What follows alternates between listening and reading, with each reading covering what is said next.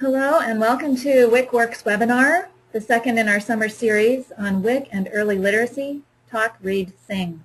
This is Margaret Aumann. I'm your moderator for today. I'm the communications coordinator with the California WIC Association, and we're very glad to have you here with us. It's morning in California, but from wherever you are joining us, we're happy to have you with us.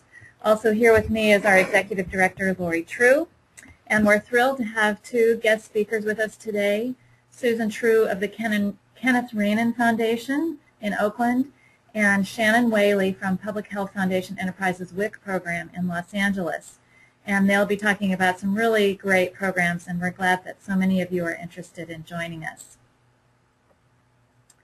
I'm just going to do a few introductory slides to get us going and make sure you're familiar with and know how to use GoToWebinar, which is pretty user-friendly. So here we go. And just to outline what we're planning to do here today, and that is to look at the reasons for talking, reading, and singing to children from birth to age 3. It may seem common sense to a lot of us, but there's been a decline in that, and there's so much we can do for children and their future by doing that, and you'll find out more. We'll also look at the Little by Little One Step Ahead program, and we'll make sure that you leave knowing where to find early literacy resources that are appropriate for use by WIC service providers.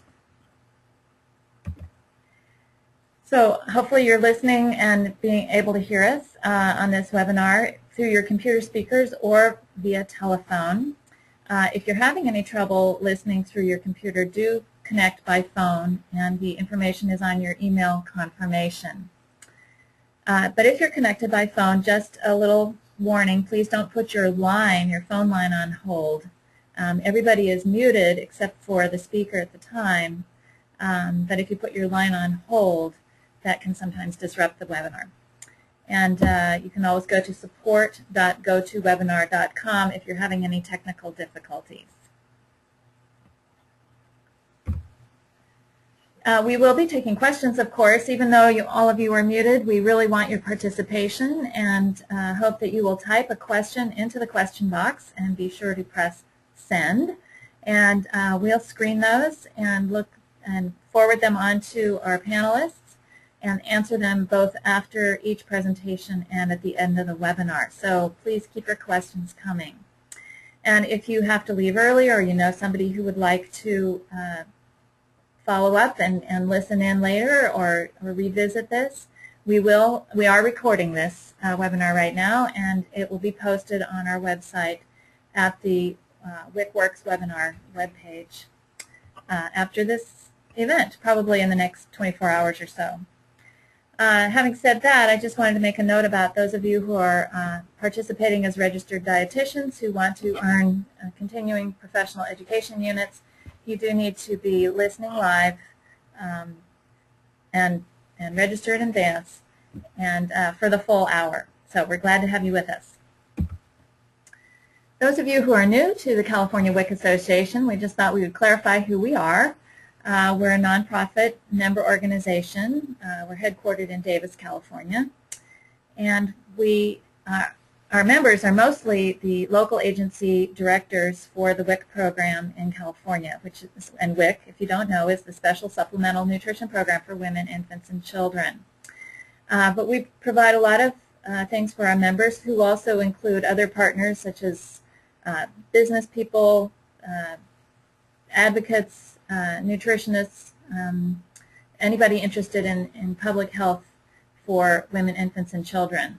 We do training and staff development, public education, legislative advocacy, research and policy analysis, and you can find out more about us on our webpage at calwic.org. And we invite you to become a member. Individuals are welcome, and the link for that is at the end of this slides. These slides and our presenter slides will also be posted on our website at the end after our webinar. So having said that, I'll turn it over to Lori True, our Executive Director, and she'll introduce our first speaker. Welcome, everyone. I'm very happy to see such a big crowd. We have over 300 people online, not just registered, which is very exciting, and people from all over the country have logged in, which shows that there's a very strong interest in this very critical issue. So welcome again. And let's get started. Many of you are very familiar with the issue of early brain stimulation and how important it is to get that started even prenatally and certainly in the first 3 years of life. So there's an obvious tie-in with our WIC population and our WIC platform, the services we provide and the opportunity that we have to engage parents in learning about early brain stimulation and how important it is to engage with their infants, make eye contact, and the short term is talk, read, sing, or play, sing, read. Every time, it's different every time, but you know, engage, play, sing with your infant. And those of you who are in the front lines of WIC know that this sometimes doesn't happen if a mom is stressed, on her cell phone, watching TV, and just not engaged. And it's not as it is not a neutral issue, so we need to get more involved in this. So we're going to really talk to you about some resources that are in development and about to be launched, some resources that are actually available to you right now, campaigns, etc., and then a very exciting project that is ongoing down in Los Angeles. So let's start with Susan True, who's going to talk to us about a new campaign that she's very engaged with out of the Kenneth Rainin Foundation and the Bay Area Council. Susan True is a program officer at the Kenneth Rainin Foundation involved with education policy, and she's also working at the Bay Area Council to develop this very exciting campaign to close the word gap. She's a graduate of the Stanford Business School and a former director of the Santa Cruz First Five Commission. And she also happens to have the dubious distinction of being my sister-in-law. So we're very lucky to have her, and she will demystify the exciting photo that we used to market this webinar of her and Hillary Clinton holding up onesies, and she'll tell us what's going on. So Susan, take it away. Thank you, Lori. Greetings, everyone, and if anyone is on the line from Santa Cruz County, a shout out because the families and the staff at the Watsonville WIC site helped to inform this campaign. We did a lot of focus groups and conversations with families there, so special thanks to the WIC families and staff in Watsonville.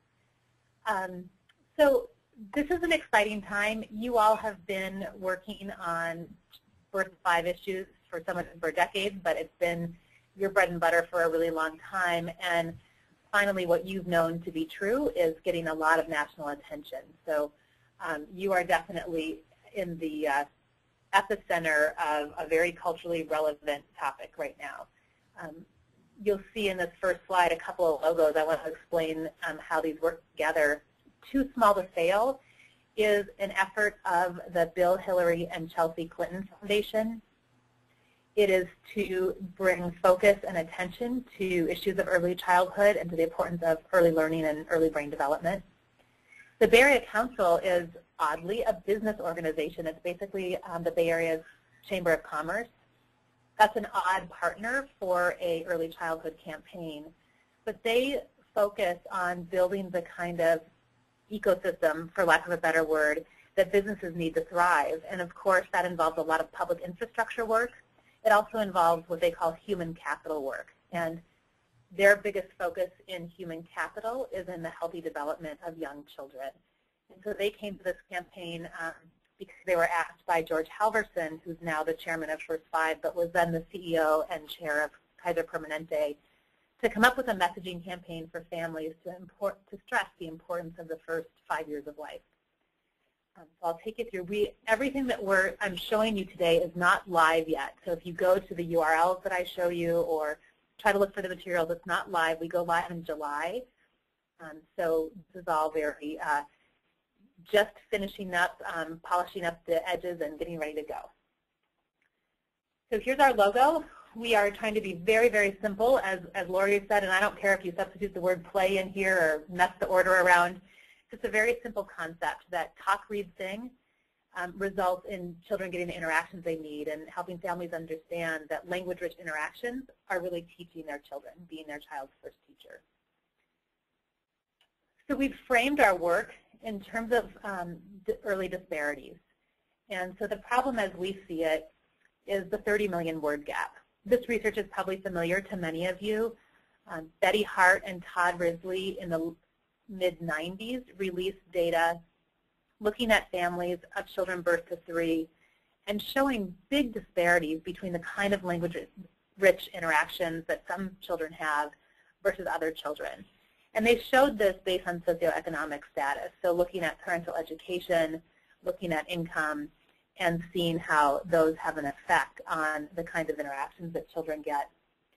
30 million words is the number of utterances of words that, that we're talking about. And so some children, when they enter kindergarten, have heard 45 million utterances, and other children living in poverty primarily have heard 13 million utterances of words by the time they get to kindergarten. So together that creates an over 30 million word gap. But we like to think that it's not just the number of words. We don't want our solution to just be opening up little kids' brains and throwing words in there. We know that it's about the quality of the language interaction, the kind of back and forth, serve and return that's so important in developing the healthy relationships between families and their babies, and also that builds these critical neural connections for language development. So we think about this in terms of some of the other findings in the Hart-Risley study. Some children are hearing 5 questions per hour. Other children are hearing 40. So when I first read these data, years ago, I thought, how is it possible that somebody could hear 40 questions in an hour? Like, what parent is asking 40 questions? And then I was, at Whole Foods, and at Whole Foods you hear it between every mom and her toddler. And so it sounds something like this. What is that? Yes, it's a banana. What color is the banana? Yes, it's yellow. What else do you know is yellow? What rhymes with yellow? Where do you think a banana comes from? Who else likes to eat a banana? And it goes on and on and on, and then they're on to the apples, and it's the same thing. Now, other children, their moms love them just as much, but they've got to keep their kids safe. They've got to make sure that the child is behaving in a way that's not going to cause undue attention. And those kind of questions aren't the focus of the language interactions. And so that's where you get to more of the affirmations versus prohibitions. That Whole Foods kid is getting 32, that a girl, you're so great, look at how smart you are, I love the colors you chose, to every 5, be quiet, I'm talking now. And the other child is having 5 of the you're so great, I like the colors you chose, to every 11 of the prohibitions. Sit down, be quiet, I need you to get on your seat, sit down. That creates a really big difference in how children see themselves by the time they enter kindergarten. So I think about those two together, and I think about what any great kindergarten teacher is going to do on the first day of school. In her opening circle, she's going to read a story, and she's going to say to the kids, what do you think is going to happen next? And child number 1 isn't going to have any idea what's going to, doesn't have the experience of going to her brain and thinking and seeing herself as a positive, confident learner. So she might just freeze and start to have a really negative self-image about being a learner. Whereas the other child is fully confident and ready to zoom. And that's where James Heckman from the University of Chicago talks about how skills beget skills. And so child 3 has all this experience to just grow more experience, to get better and stronger. Child number 1 gets left behind, and the gap continues to widen. And it widens so much that we get to these vocabulary words in third grade. So child number 1 ends up with a vocabulary of 2,000 words. Child number 3 has 20,000. And you need 10,000 to be a reader in 3rd grade. So to be a fluent reader in 3rd grade, you must have 10,000 words. And we know that that by age 4, our vocabulary is pretty much on its trajectory. So these first 3 years of life are crucial for building these language skills. We know that this research is accurate, though it was a small sample, but there's more and more research coming out showing this big gap. Anne Fernald at Stanford University released a very powerful study in November of this past year. It got some New York Times attention, so if you wanted to Google it, you could look up New York Times, word gap, and Fernald, F-E-R-N-A-L-D. But she found that socioeconomic disparities in language development in California are evident at 18 months And by 24 months, children living in poverty have a 6-month gap in their language development as compared to their affluent peers. So we know that this is real, and we know it's predictive of later academic as well as success, as well as just connections with family, cognitive skills, as well as character skills. So I like to think about that this matters in a lot of ways. Again, we don't think that words are a silver bullet. A lot of you are working on breastfeeding. That's really important too. There isn't one input that's going to happen that's going to solve the problems of poverty. But we think that why language-rich interactions matter is because 80% of our brains develop by the time we're 3. And as you all know who have been working especially on the breastfeeding issues, you know that our little brains need human interaction to turn on. So when we think about the neurons that are connecting in those first 3 years of life, we'll have 1,000 trillion neurons connect by the time we're age 3. That's our job when we're birth to 3, is to grow those neural connections. But from 3 to age 10, our job is to prune those connections so our brains can be efficient. And so we need the early experiences to create the pathways, and then we need the reinforcement of those activities through talking, reading, and singing to make sure the pathways are not pruned away. It's kind of a use it or lose it. And then we know that nationwide, 1 in 3 children enter kindergarten not prepared to be successful.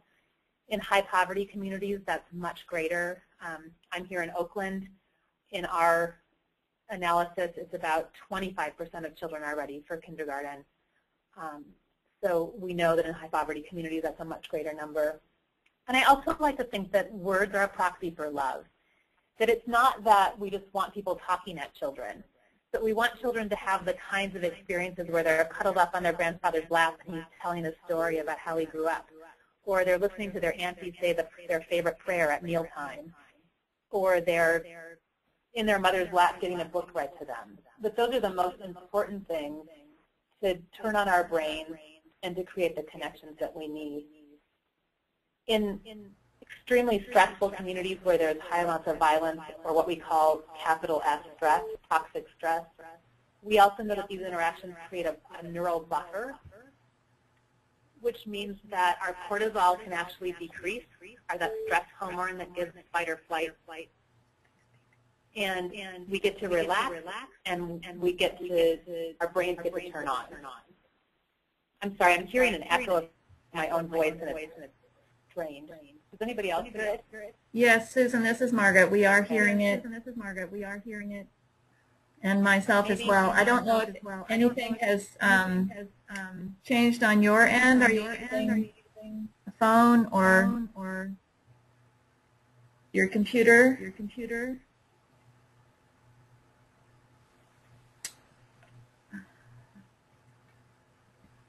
Let's see. Can you hear me now? Yeah, only it's worse. Does that still have the echo? Yes. Oh, shoot. Uh-oh. Everyone seems to be echoing.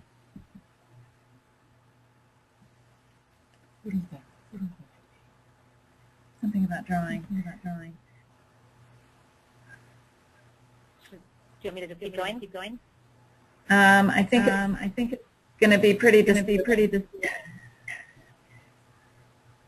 I'm going to.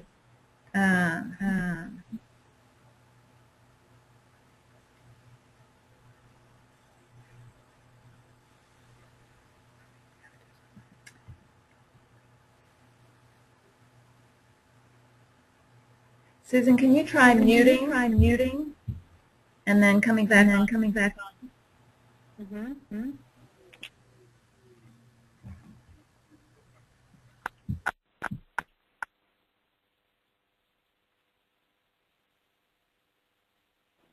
Okay, I'm here again. What's that?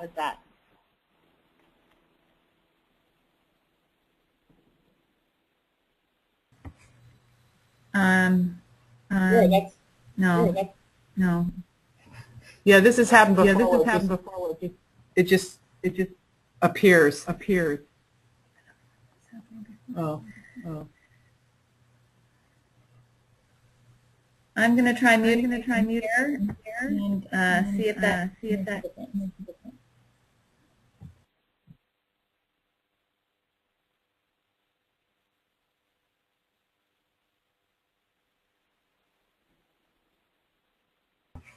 Try it now, Susan.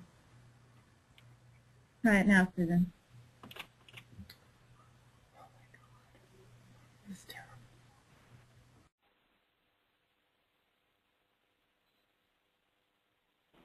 I'm back, and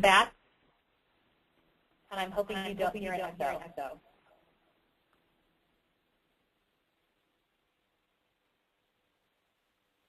All right, I'll try again.